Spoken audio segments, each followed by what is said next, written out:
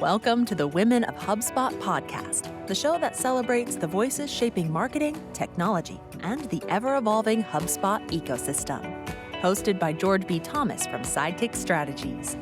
Each episode brings you the stories, strategies, and superpowers of the women driving this industry forward. It's their time. It's their mic. This is Women of HubSpot.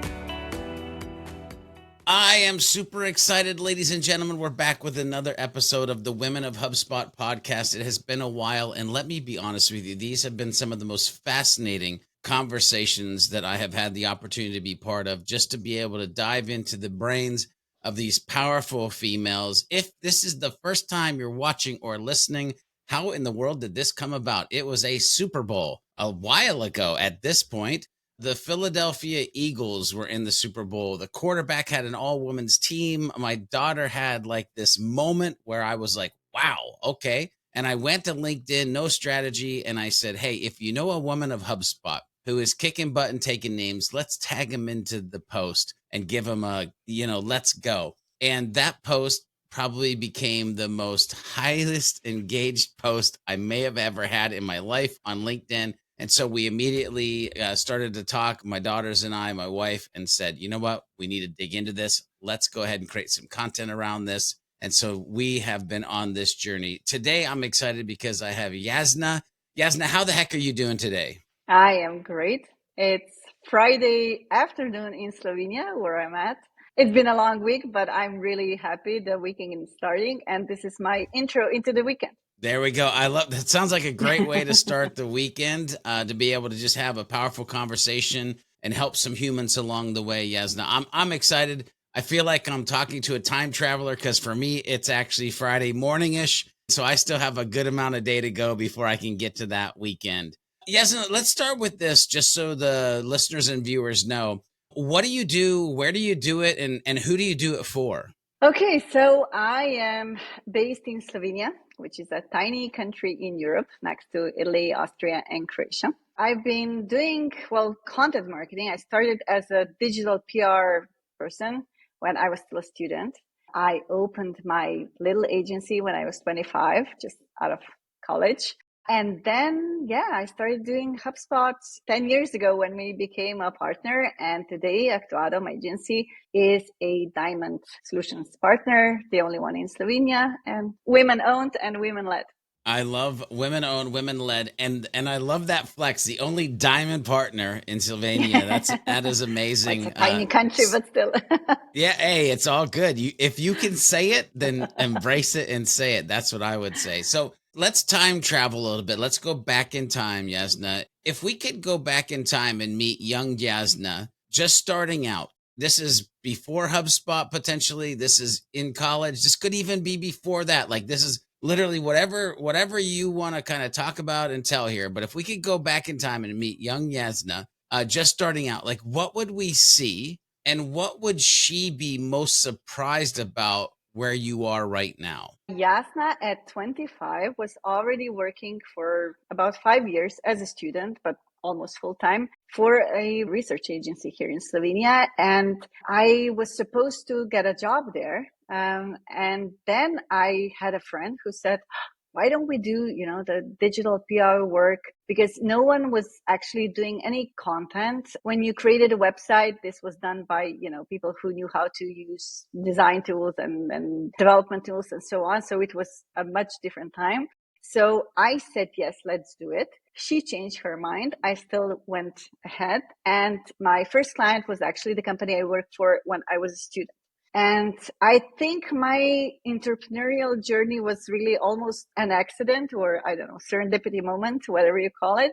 I didn't feel very entrepreneurial, to be honest. And I remember everyone saying to me, oh, you're so brave. And I was like, maybe I'm missing something because I felt like, I did the job there. Now they're going to pay me not like a full employment, but still I didn't have to work full time. I could have other clients and I got other clients pretty quickly, word of mouth. So I don't know, things just went well since. I think that the Jasna then would be surprised how far Jasna now has come in terms of not just, the achievements. I mean, there have been some, but there could be more. But I think in terms of being happy where she is and, being worried less, I think that comes with age, to be honest. But, just confident and happy the way things are. And even when sometimes things are not the best, I think one of the things I learned about myself lately in COVID, I would say, is that I fairly quickly bounce back, which is, a good thing for someone having their own business. Yeah, I love this story that we're starting to weave. First of all, this idea of a accidental entrepreneur. It's very interesting that people around you are saying you're very brave, which is almost like a window into the fear that they would have to step out of what is the norm. And you're almost ease to step out and say, I'm going to do this thing, even though the person who kind of had the idea with you was like, no, never mind, go ahead, do that thing. But I love that now. The surprising thing is like how happy she is, how less worried she is, and how flexible or being able to pivot or bounce back from the thing. So there's some great lessons just in that part right there. So you've kind of gone through this journey, right? Starting there to getting where you're at now. I'm super curious, like, who are some of your biggest inspirations or mentors along the way to get you where you are today?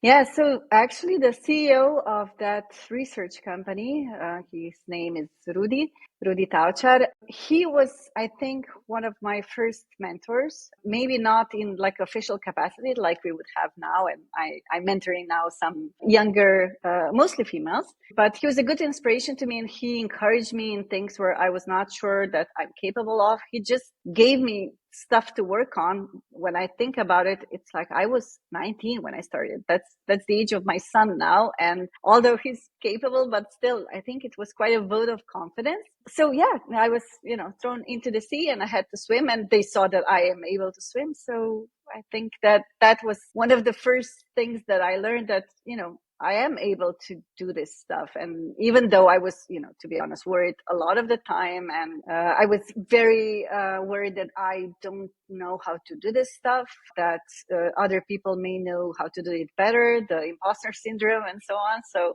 yeah, it still happens sometimes, to be honest, even now. Oh yeah, I totally agree. I was just talking to Lika yesterday, who was also someone who did a podcast episode with probably about a month ago, and I said, Lika, listen, I deal with imposter syndrome every single day, and most people are like, what? Like, why do you? But it's just a thing that we humans do.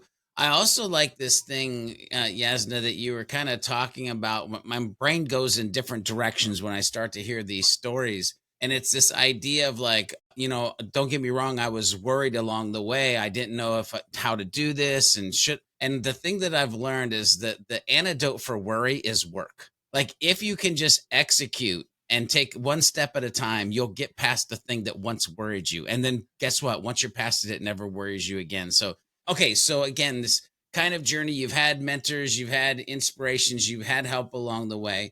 I position this as have there been? I know there have been, but I have no other better way to ask this question. So the question I want to ask you next is, have there been any hurdles or biases that you've had to overcome in your career? And if so, like how did you navigate those in those moments of life? Well, one of the hurdles, which will probably sound worse than it really was, but I later, not immediately when I started, but about 5 years later, I got married and my husband and I had the company then together. We merged, his business, my business. He was mostly in IT. I was in communications. So we merged that and, we thought that was great. Well, it was great, but we got divorced. So that was one of the things that, people immediately think, oh my God, that's horrible. It was not that bad in terms of either our relationship or business, but obviously it did change. We still had the company together for about, I would say, maybe 6 years, 5, 6 years. And then we separated the companies, but not because we didn't get along, but mostly because we just went into separate directions and it didn't make sense to have the company together, and we collaborated later as well. But definitely it was one of the hurdles. And sometimes when I talk to people who are, married, have their company together, work together, maybe not even married, but a couple that works together, or maybe family members, I think that is a big challenge. And not like for us when we got divorced, even before, because you don't have any, well, you should have boundaries. We didn't have any boundaries in terms of, speaking about work at dinner and speaking about the child, our son, during the day. And it's all meshed up. And I don't think that's good. I like to, my life is obviously really, it's not separated, the business and the non-business part of it, but still I think I wouldn't want to work with a family member or a husband or, a brother, sister, if I had them. I wouldn't want that. I think that really complicates, although I know some people who are really good at it and, they thrive, but I don't know. I didn't have a good experience about that. Otherwise, I don't think I had that many hurdles, to be honest. Not that I'm not ambitious, but, our company is still small, even after all these years. It's 8 people. So it's not a big, partner that you would find in the HubSpot ecosystem. And I like it that way. We collaborate a lot with other agencies, companies, freelancers, and so on when we need them. And I like to work with people who are good at what they do. And it just works out well. So maybe that's why I didn't have any difficulties. Like I know some of my friends who have bigger agencies, they grew really fast and it just brings so many problems along in the way that I didn't want to. So maybe I didn't have that many. I would say the hurdle that I would think of the most was not being able to separate my private life, my family life, and my business life. Yeah, yes, no, there's so much good in there. Like, so my brain, a couple things. One, and again, had a very similar conversation recently about, hey, how big do you want to grow your agency? And I said, what do you mean I don't? Like maybe 1 or 2 people. Like we want to stay small because there's this thing that I want everybody to realize, that the thing that you just taught, hopefully, if they're paying attention, is that you don't have to be huge to make an impact. You don't have to be big to be powerful. You can be a small, nimble team that is like impacting the organizations that you're helping, and maybe even at a deeper human, high touch level with that. And so I think that's very important. The other piece that I was giggling the entire time you were talking is that I literally have what we call, and my daughter coined this phrase, the theme, because we are a family and we are a team. And through this journey, I've actually been able to hire both my daughters, both my sons, my wife, and some other humans. We're maybe like 9, 10 strong with like some contractors along the way as well.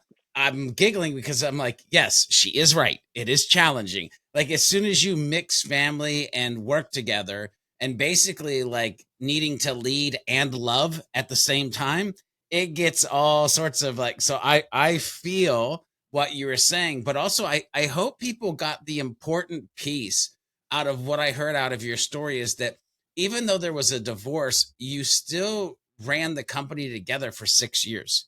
And just because your life changes doesn't mean your life has to be chaotic. And so many times people think change equals chaos, and it doesn't have to be that way.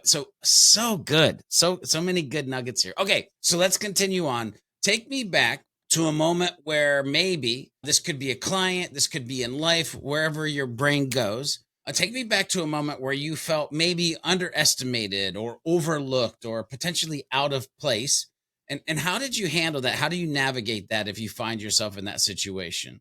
Yeah, well, I'm a woman started to work in the marketing, but now, as you know, the HubSpot, I deal with IT, I deal with tech people and so on. And I have to say, still to this day, I still think that it's really better if I have a meeting with a man with me, so a team member that's a man, when I speak to certain people. I wouldn't say all of them, but it does happen. So I'm not surprised anymore, but I'm still not happy about it, obviously.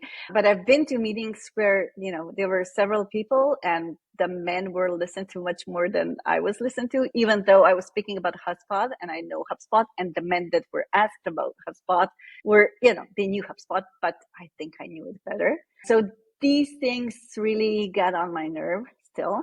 I'm trying just to lead with example and lead with the knowledge that I have, and also acknowledge where I don't have enough knowledge and have a team member that helps with that. But I realized that I was doing the same thing and I didn't know it. And that was a big shock to me. So a few years ago, I remember we had two students in my team, a man and a female. I realized that I said to the female, to the woman, to the girl, do you want to, take the notes? No, don't do this. Don't do this. You're doing the exact thing that people are doing to you when you're, in a conference and we have a team and we need to do something together. And the man says to the woman, that's a typical thing and happens to me a lot. Do you want to take the notes, or you should take the notes? And I'm like, I really write, my handwritten stuff. You won't be able to read it, which is true, but it's also a good excuse. And I was shocked that I did it, the same way. I'm also biased, and I keep talking about this. I've told this story many times because I was shocked that I'm doing it to other women, and I really don't want to. So I want to be mindful of not doing that and realizing that, I think I know a lot of people keep doing this and we don't want to, but it still happens. And for the tech part, it still happens to this day. And now sometimes I'm just pragmatical and I take the man with me. And, recently I told a friend that's also a company that we work together, and he's an they're a developer company. And I said, can you just go with me to that meeting? Because I think it's going to be a room full of men, just to be like a mascot or something. And he was laughing. But that's, I don't even need you to speak too much. Just, be with me and look smart. I don't know. I try to adjust as well, but I fight it as well. So I pick my battles. I think that's the best answer I can give. Yeah. I can tell you one thing. I'm laughing because it's like, hey, guy, come with me. I just need you to sit there and be a pretty face for a hot second. I got this, but it's going to change the temperature of the room, which is crazy. Like, I'm on board with you. I'll stand out and say, like, this thing over the interviews that we've had, this is a reoccurring theme. And frankly, it's frustrating as crap because it's 2025, almost 2026. Like, these things, they should not exist based on who you are as a human, female or male. Like, I know a lot of women who are way smarter than me, and I would literally just shut my mouth and listen. And why this can't be a broader thing of where we're at in business is beyond me. So men, women, as you just heard, we're all doing it. Like, let's focus on it and stop it. That's the only way we'll change it, if we focus on it and we actually stop it. Okay, Jasna, I love this so much. This is a great conversation. I have these what feel like valid questions. I swear we're going to get to the point where we kind of start to travel up the mountain, but I'm super curious, like, take me back or talk to me about an experience where you had like this, maybe a significant failure or a setback, what I like to call a gut punch of life. And in that moment, like, what did you learn from kind of that, maybe chaotic or gut punch moment? So when my son was in the first grade, my client, one of the biggest clients we had as a web agency at that time, wanted to create their own internal agency. And we agreed that I would lead it, at least for a while. So, I would be the first managing director, the CEO. And I did that. And I did that for almost a year. It was horrible for many reasons. And one of the reasons was also that I was underestimating the amount of work that I would have to do. They didn't care how much time I spent there, but I cared, so I did, and I really neglected my own agency. And also, it was really hard because my son was, 6, and I had 2 jobs. I was a single mom, so it's just crazy when I think about it. What did I get myself into? And the thing that was really a punch in the stomach or face was when I went there to the owners and said, I want to stop this. I cannot do this anymore. They were so offended, because I think they had such, high hopes what I would do, that we're really happy that you're on board, it was an immediate switch to, well, we weren't that happy with you either. And that was really painful for me. And it took me quite a while to be confident again. I think it took a few months. And then I got an opportunity to work with an amazing Italian company. And I worked with them for several years, just one of the companies, but it was one of the first international clients. And that was really 15 years ago or 12, 13 years ago. And it was, I think, a step that we needed to become an international company, because we don't work with just, I didn't mention that, but we don't work just with Slovenian companies. We have a lot of international clients as well, because as you know, you can, do HubSpot and onboarding and implementation anywhere in the world, even from a computer in Slovenia. So I love that we live in this world where you can have a global company out of your like bedroom or second office in your home. It's interesting because again, I love the story that you're kind of threading here as we're having this conversation. Because to me, when I think about what you just shared, it was like, hey, I had this gut punch or this slap in the face. It was a choice I made. Immediately, people changed who they were based on what they thought I was interested in or going to do. But here's the lesson I think from what I heard you say is like, I closed a door, but the universe opened another door. Because I wasn't spending the time doing that, something better came along. And I would just want the listeners or viewers to take kind of a report or take stock of like, what are you currently doing that if you weren't spending time doing that, something better could actually enter your life? Because I think that's a very important kind of thing to reflect on or think about. Okay, let's start climbing up this mountain with these questions, Jasna. The word empowerment. What does empowerment mean to you? And how do you feel like you pass that on to others in your field, in your company, in your life? I think empowerment means to me that I am confident and that I don't allow for too long for the emotions of being inadequate and so on to, I don't linger in that. And I really try to pass along that to the team members, which are mostly female, but not all female. They were for a while. And also the mentees that I have, which are mostly women, but not just women. And I think that's one of the things that, we keep.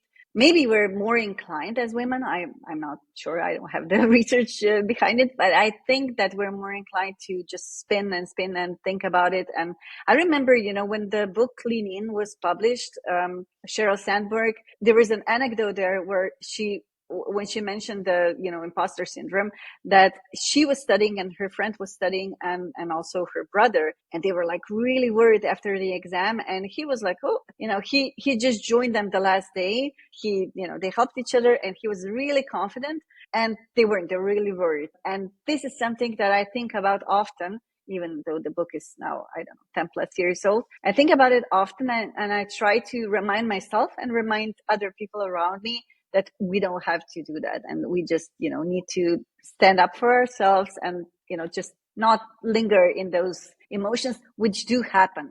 We're not robots.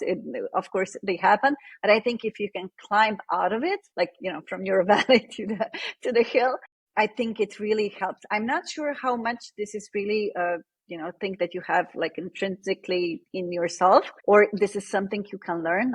I don't know if I'm like made that way or just, the life shaped me, but I think you can at least try to be more, confident or, not to worry too much.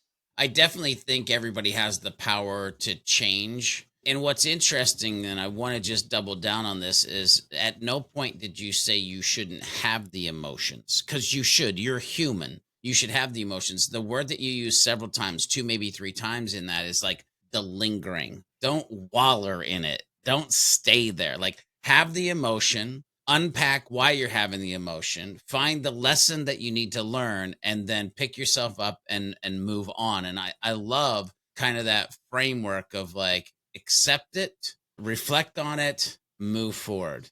Very, very cool. Okay, now we've got a shared definition of what you feel empowerment is. So my next question I want to ask you is, was there a moment in your career where you felt especially empowered or proud of something that you had achieved? Well, the latest one was probably the Diamond status this year because, well, we wanted it for a long time, but we had hopes that it's going to happen this year. And then, to be honest, it surprised us a little bit, and it was already in June. And when I saw it, because you see it in a leatherboard type of thing, I saw it, and I didn't want to tell anyone. I just told my best friend and my son. I didn't tell the team before it was official because I was like, I'm gonna jinx it. I don't want to jinx this. This was the thing that I am right now most proud of. But I would also say, the team that works really hard, and they're really smart, and I can learn from the team so much. I think that's also important, because for years I was, the one leading. I still lead, but now a lot of the, things that we do, team members know much more than I do about certain functionality or certain, outputs and so on. And I really like that. And it took me a while to get there, because I'm hopefully recovered, but I was definitely a control freak, and I wanted everything to be really good, really perfect. And this is really tiring. So get a good team. Man, I feel you on that. I would say I'm probably trying to be a recovering control freak sometimes as well. Like, especially when it comes to like client work and making sure that it is the best, because there's just this thing as a business owner of like, well, that's my name, even though it's not your name, but it's your name. Like that's kind of a mental place that you allow yourself to go. So it's, okay, I'm going to move on from that. Otherwise, my brain will dig into that for too long for this episode. So here's the thing. I want to give you a magic wand moment. Jasna, if you had a magic wand and you could change one thing about how women are supported in the industry that we're in, what would that one thing be? If I was employed, I would probably say paycheck. But since I'm the business owner, I will probably say a seat at a table, but not just because, some quotas, but because we, or certain women, I don't want to say just for myself, we earned it. So we should have a seat at the table as much as any man with the same skills and knowledge would have. I say, let's wave that magic wand right now. I agree. My brain is going into this, like, honor the hustle, give them the respect based on the grind, give them the seat because of the smarts. Like there's so many different ways that we could say this. And I agree. Like I would hope and pray in the future that isn't a magic wand moment, but it just becomes truth. Okay. So moving on, we're getting there. We're getting there. This is called the Women of HubSpot podcast. So I at least have to throw in one HubSpot question. So are there any particular tools, Jasna, HubSpot tools or HubSpot strategies, inbound strategies, or like HubSpot trends that like excite you right now? If I say the words, everyone will go like, oh, we can hear about AI, but yeah, AI. I mean, I was in San Francisco now for inbound, and it's my 11th or something like that. So the first time was in 2015. I've gone every year. Well, with COVID, we had it virtually. I think this year was, I don't know how you felt about it, but I felt like fully energized. I didn't always. So I thought like 200 new, functionalities and so on. But just the feeling was really good. I felt really elevated, energized, and so on. And I tried many tools that are new, or some are still in private beta and I don't have access to them. Some of them I do. And really, even the things that we already had, like the remix and the translations and so on, that were not always ideal. So, we would test it, but not necessarily use it or advise client to use it. But I feel like we're on steroids. We can do so much more with AI generally, but also with the some of the tools that we have in HubSpot, like the remix. I love I don't know if you tried the meeting notes. I tried it with, I have a integration with Fireflies, and it works like magic. It's great. So I'm really excited. I feel like a little child that can play now, and so many tools to try and test. There's a couple things where my brain goes. One, because of what HubSpot's doing with AI and the tools, I'm sitting here as a business owner trying to figure out how do I shrink my tech stack, because there are some tools that I might not need because now HubSpot is actually replacing them. And I agree. While everybody kind of is like, do we always have to hear about AI? Like, listen, I was playing with the blog research tool the other day that HubSpot is released in beta, and I literally had an oh my god moment, because just the power that it gives at your fingertips to at least get a starting point on a scheduled basis to then take and run with whatever process you want to go with after that is crazy talk. Like it's just, and it's amazing. And then also knowledge vaults. If you're listening to this or watching this and you haven't checked out HubSpot knowledge vaults and what can happen with AI and the Breeze Assistant. Okay, that's enough nerding on HubSpot. Let's get back to our conversation. think of like your career, right? We've been talking about your journey from there to here. What has been the most rewarding aspect of your career? I would say the international aspect of my work, even though I'm based in and have lived always in Slovenia, because I feel the international aspect of it, be it with the clients, or for a long time, I was a member and also on the board of the European or EMENA part of the International Association of Business Communicators, also now the HubSpot community and the entire ecosystem. I think it gave me, some of the, breadth and the different aspects that I can now work, I would say, almost anywhere with the knowledge that we have now here in Slovenia. But as a mom, I would say the flexibility of being a business owner and a mom, it wasn't always easy. But I was at every, show that my son had from the kindergarten to in high school, he didn't have many, but I attended everything. I was, I traveled a lot, so I wasn't that present, which was maybe for this environment a little bit strange. But also, when I had the time, when I took the time, was able to, do it whenever on my terms, whenever I wanted to, as opposed to being employed in a big company where this is less flexible. So I think the flexibility of the business that I still have, obviously my son is now 19, so it's not that important for him, but it's still important for me and for the things that I want to do privately, Yeah. apart from being alone. Yeah, I love this idea of flexibility. Like, listen, you can't get the time back.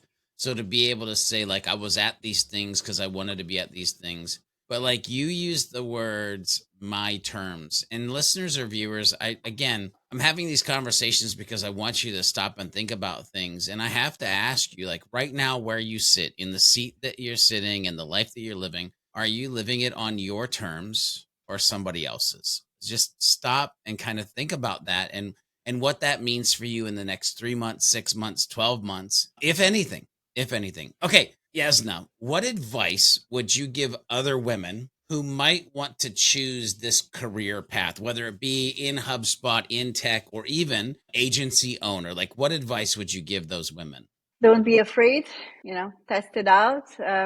Don't just dive in. Obviously, you need to plan a little bit. And I'm not saying just follow your dreams and not plan, but try to maybe do some of the things that you want to do on your own before when you are employed, if that's the way you can do it. And then just try, because you can always go back to the job or a similar job that you had before. But, the time you don't get back, as you mentioned.